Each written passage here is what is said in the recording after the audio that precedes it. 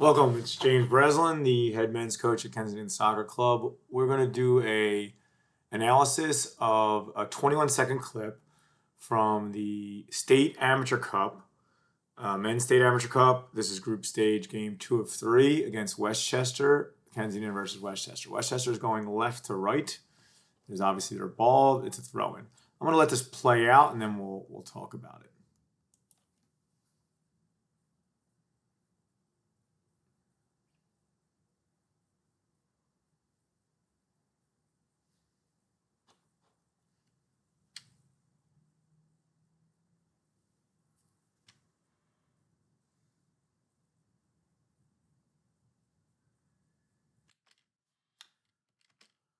Okay, Evan makes a save there. That's the end of the clip. It's about 21 seconds. So let's rewind and get back to the beginning and look at a few things. So here is the beginning.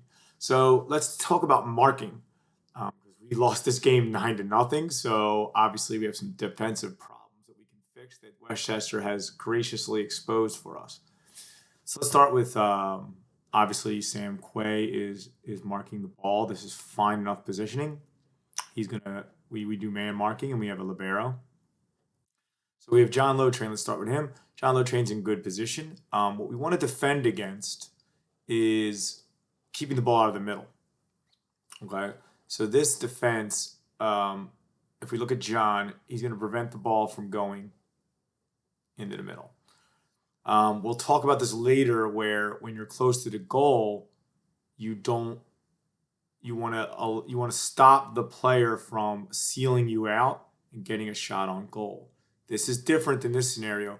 John's job here is to keep the ball out of the middle. So he's in great position. If the ball is dumped over, we're good. Okay, you got to think about defensively where you want to prevent the ball from going.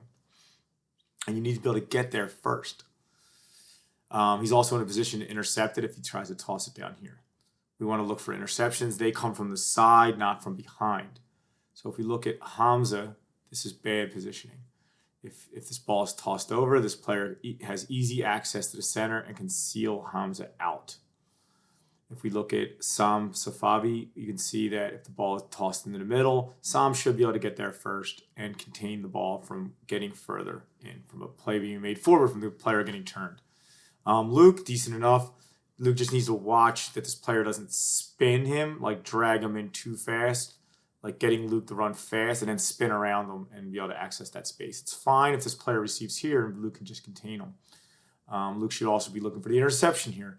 But you see that Luke is in line, so if the ball was tossed here, Luke has to go around him. So Luke is in bad interception positioning. We would want him here. This way, not only can Luke contain the player from turning towards goal, he can step up to him. He can prevent the player from gaining access to our goal, but also if the ball is played here, Luke can make a run at an interception. Here, Luke's blocked by the own player. See? And it's the same thing with Giancarlo. Giancarlo is not in an interception position. Gion's fine here. The ball can't be thrown that far away. Giancarlo is not in a position to intercept. So we would want Giancarlo inside. This way he can decide if he wants to intercept. If the ball comes in and he realizes he can, he takes the chance, he goes to intercept. If he realizes, no, he can't get the interception, he simply contains and keeps the player from turning. So you'll see, let's let it play out, and we'll examine Giancarlo's tactical movements first. And you'll see, obviously Giancarlo has no chance of intercepting this. Okay? And he is preventing the turn, but it's over-aggressive. And you're going to see, as you saw the tape, he's trying to go for a steal, and we don't need a steal there. This is not a place we need a steal. We like interceptions, or tackles, I should say. We like interceptions. We don't want tackles in this area because it's taking too much of a gamble that the player could get around us. We want clean interceptions. When we're in our final third, that's a different story. When we're pressing, it's worth it to take those risks. Here, we do not want to be taking these risks. So now we're numbers down because of the over-aggression by Giancarlo. And now we're going to examine Luke, who needs to stay with his man here. We have our libero, so that's our safety valve. Giancarlo got beat. Unfortunately, it wasn't for an interception. It was for over-aggression. But he's beat nonetheless. And we have a safety mechanism. It's Jason. But what Luke does is he releases his man, right there. You can see if that ball is played through, we're in trouble again. So Luke needs to follow his man there and trust Jason to get the job done. We do not need 3 players on this guy. It's not Lionel Messi, and even if it was, Messi would just play the ball to him, and we'd be dead in the water anyway. Okay, so that's the examination there. Now we can see Jason does get the steal. So now we are transitioning to offense in this small little clip. And you'll see that this is a closed ball situation because Jason's going to get closed down right away, right? So in a closed ball situation, open ball, we want to look to make runs forward, but in a closed ball, we want to check down the sides. Look at this. This looks like an up rondo, folks, right? You have your player at the bottom, right? You have your sides, okay? And John Lotrain represents your channel, right? So we've seen this before.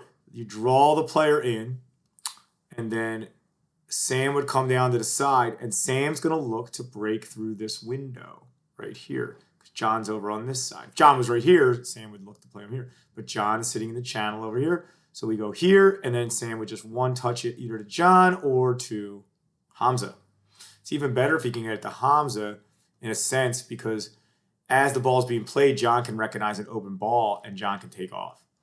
But we'll take either one, but this would be even more advanced is the ball is played here to Sam. It's one touched for Hamza unmarking forward into the hole. John sees that, vacates the space, and already starts making the run and thinks ahead. Instead, Jason doesn't recognize it, and Sam has poor body positioning. We talk about in the rondos, like getting half-turned, getting ready for the next pass. Sam is closed to his next pass, which would be Hamza here. Okay, so we turn it over.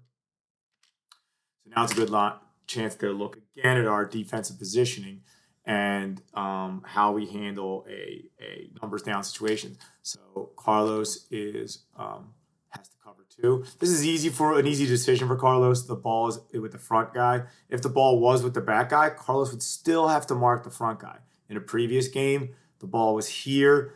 Berdenz had a 2v1 against him, and Berdenz dove into the 2v1, and they were able to bounce the ball right around or play right through. So you want to hold to. This player is not dangerous.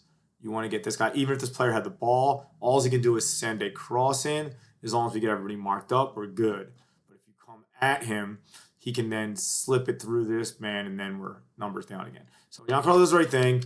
Okay, he's going to contain it. But I want you to see Westchester's a really good team. So you're going to see if this player, as you know, takes it to the end line. Watch him take it to the end line. Okay, he fakes so that he can get to the end line. He fakes enough, slow. Okay, now he knows where he wants to go. He wanted to go there the whole time. If he gets an opportunity, okay, he'll send it, but he really wants a cutback. And he bought himself enough space to get the cutback. This is something we work on and we need to get better at as a team. Now it's a good place to examine. As this is happening, the ball is turned over. Right at this moment, the ball's turned over. Okay, so this is when everyone realizes, okay, it's now Westchester ball. So now we're going to examine the movements of Ridge Robinson. This is why this guy scores a lot of goals. So I want you to examine what he does here, and we're going to analyze that he's trying to open up this space for him to check into. He's going to create his own space. Lower level players will just start to go towards the ball here immediately too early going towards the front post. And then they have nowhere to go but back out this way, which Gian would be able to block that. So what Ridge is trying to do is he's trying to get Gian to bite this way, to create space this way. So watch, let's keep our eye on, you're going to see that this player is now, we know this player is going to drive here. So let's just focus right here and watch what Ridge does. See how he's drifting that way to try to, see, he gets Gian looking that way. Watch. Okay. He drops over and now he created the space for himself. And you see where the ball is now. This is that little window that this guy might have, but Hamza's blocking it. But Hamza blocks it at the expense of course, giving up the end line. If Hamza would have sold out this way, he could have played here, and Ridge is ready for that. But either way, the Westchester guy knows, okay, if Hamza plays me where he stops the early cross, he knows that now he can slow down and then get the end line cross. And so Ridge sees that, okay, now it's off. The player's going to take it to the end line. Ridge has run out of real estate, but he even tries, see that little movement right at the end. He's even still trying to get Gian to flinch right there. But Gian luckily does not flinch there, and he actually manages at the end to cover Ridge. But you can see he's beat right here. Gian's beat. See it?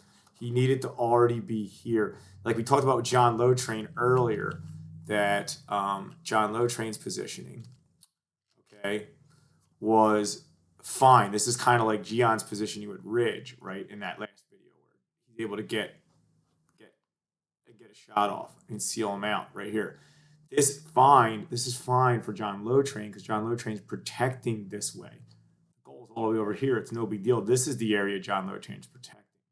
Okay, so we think about where do we want to protect. John Lotrain wants to protect this area, whereas Gian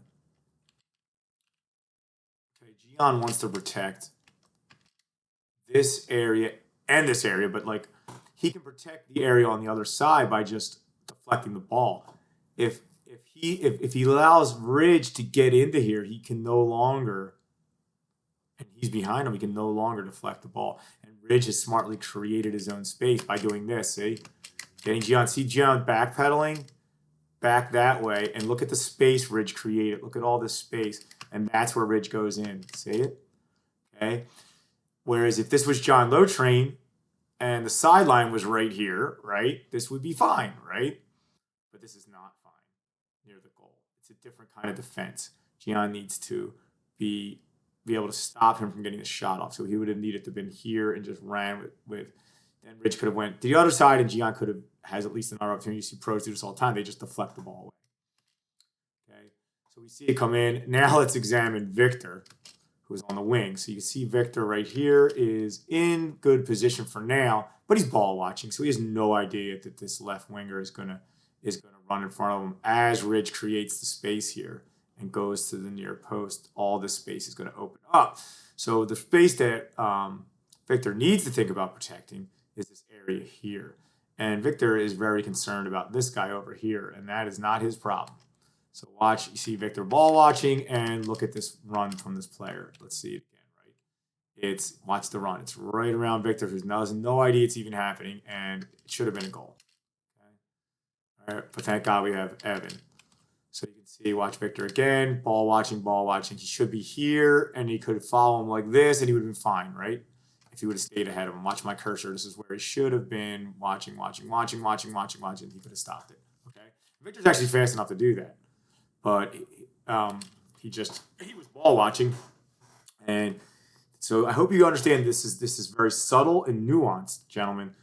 You have to think about what area of the field you're protecting. You cannot protect everything. Soccer's played in 360 degrees. You cannot protect everything. Important that you decide, what am I defending? What area am I defending that the ball can go into? Can I get there first? It's important to think constantly on defense as you go up levels, because you see, against lesser opponents, they may not have scored or gotten chances off of this. But against a team like Westchester, who makes really good offensive movements, you can see that it exposes bad defense. And this is bad defense by us. Just in a 21-second clip, you saw numerous errors. Okay? So, check you later.